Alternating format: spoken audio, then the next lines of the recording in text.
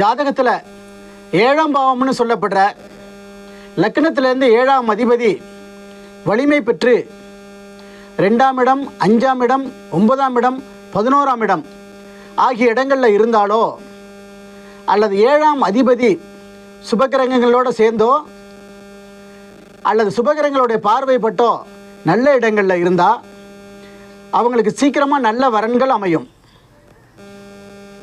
கல்யாணம் ஆகலைன்னு கஷ்டப்படுற வரன்களுக்கு ஒரு டிப்ஸ் சொல்கிறேன். ஜாதகத்தில் எந்த தோழமாக இருந்தாலும் பரவாயில்லை, ஒரு ஆணுக்கோ அல்லது பெண்ணுக்கோ மிருகசீரிஷம், மகம், சுவாதி, அனுஷம் இந்த 4 நட்சத்திரங்கள் இருந்துச்சுன்னா பயப்படாமல் அவங்களுக்கு கல்யாணத்தை பண்ணி வைங்க. அவங்க வாழ்க்கை மகிழ்ச்சியாகவும் சந்தோஷமாகவும் இருக்கும். நன்றி.